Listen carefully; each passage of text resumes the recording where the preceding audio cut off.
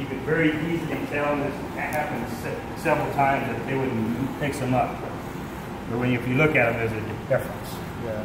And you can also feel it too, the difference between the grit. Yeah. So it's very easy to tell, and they just make sure that they don't get those two mixed up. And if they start with 220 and end with 400, that's good. If they start with 400 and end with 220, of course, that's bad. So then, I was wrong. This is about 180 right here. Well, considering that you're 80 smooth, I say about 600 or 800 grit. So lower the number, rougher the surface. Yeah. So then you do the exact same thing again. You go through it.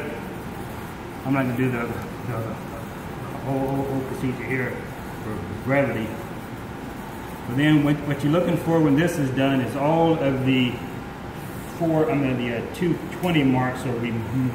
When you look at it on the scope, you can see it. So at this point, whenever they wipe it clean, is a good stopping point or a good reality check time. So if you have the time, if you're not running behind, take each one of them at this stage when they've wiped it down and look under the inspection scope. And have them look at it and have them comment on the surface. Is it good? Does it have to have more sanding? Does it get algae that they want to get rid of? That kind of stuff. Okay? So whenever you're there and you're satisfied everything's good, then you want to make sure that the glass surface is cleaned off and that they reestablish the marks that they erased here. Now, here again, you begin to see the importance of those first little payout lines. Because they're going to take their straight edge and go back up against that again. That's how they determine that. Now, and this is the point where you want to tell them that you do not put heavy pressure at all on this, because the graphite is going to cause a little bit of an effect of the adhesive process. So they come again, get their reference lines lined up, and then it's just a real gentle pass across it to reestablish it again. Then they do the exact same thing again for the top line, come back and reestablish that line. Real gentle pass. So what you should end up in a good sanity check for the instructor is you should see a dark lines and then real gentle light lines, and there's no, when you look at the lines are doing this, they're overlapping each other. Exactly. That's how you know you're back on the track again. So we have everything there. Now, I don't know if some of you remember, I don't know if it happened in this group or not, but we were actually having a little bit of a problem with the adhesive properties of the glue and the strain gauge. Thankfully, all of the students' gauges worked, but our demonstrations did not work, and I think they fell twice. And I think what happened was I was going through the demonstration too quick, and there was no moisture getting deposited back on that surface again, because that's how super glue dries and adheres, is via moisture. So what's happening, the super glue would stick on the strain gauge, but it would not stick on the aluminum. And I think what I was doing was, as I was going through it, I was wiping it down, applying the glue really fast, and putting it in place, and it had no moisture, had a chance to get on that surface. That's a hypothesis, but it seemed reasonable. So be very careful when you're doing it. Give yourself a little bit of time. If you want to blow on the specimen, you can. It adds moisture to it. And if you want to stand on one leg and hop and sacrifice chicken, you also can too. But hopefully you don't have to go through such extremes.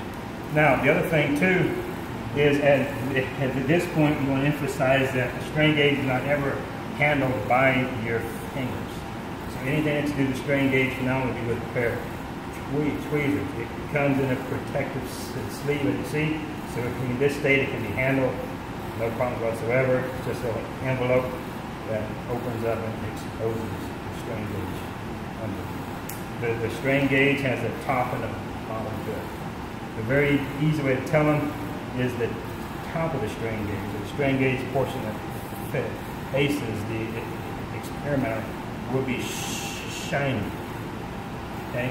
On these, it's a little bit harder to tell because the strain gauge already has the leads bonded to it. But if you take the gauge and you flip it upside down, you see a distinct difference between the two sides. One, the strain gauge will be very well defined. You see it's printing. Go ahead and hold it. You can look at that and see it very, very well. When you turn it upside down, you're looking through an opaque layer, so it will not be as transparent and sharp. So that's how you can tell on the ones that already have the leads on them. Okay. So at this point, hopefully everybody in the group is on the same page and ready to start. As we said, the strain gauge isn't ever held by hand. It only gets transferred onto a clean surface.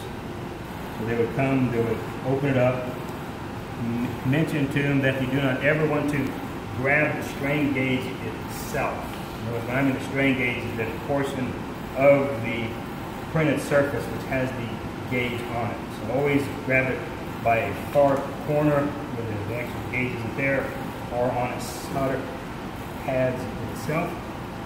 So here I can clearly see where that's at, and I hold on to it in that fashion so I don't crinkle or damage the actual surface. Then I'll take her with the hood side up and place it onto the glass strip. Now what you can do here is you can move them around. What I like to do is always have it nice and square, so when I take the tape and I do the transfer, I don't have to worry about rear engine. So on the glass is shiny side up, right? And side up, yep. And then you get your tape out. Make sure there's no eyebrows in it, like I just had. Okay, there are no eyebrows in that one. You come in front of the gauge, and the eyebrows still there. Look at it. You move the eyebrows? Look at it. There it is. Look at it. Oh. Don't say it. You can test the tensile strength of hair. Okay, so then you would go up on front of the gauge here. Try to get it as square as you can, anchor it down. Then you come back and you just pick up the gauge. Okay? So at this point, you want to talk about the two angles of the tape. So anytime you want to remove the gauge, the angle is very shallow. If you want to leave the gauge in place after adhesion, then the angle is very steep. Okay? So here I just want to pick up the gauge to move it to here. So therefore the angle that I move will be very shallow. I'll pull this off. Now this is going to be where the vast majority of the students have the hard time is getting this onto their line right. Tell them that one of the reasons why you have these reference lines and the tape is that they can continually move it if it isn't right. So don't fully make the adhesion with the tape. Just do it a little bit in the top. And then come by and push it down a little bit and see if the reference lines line up.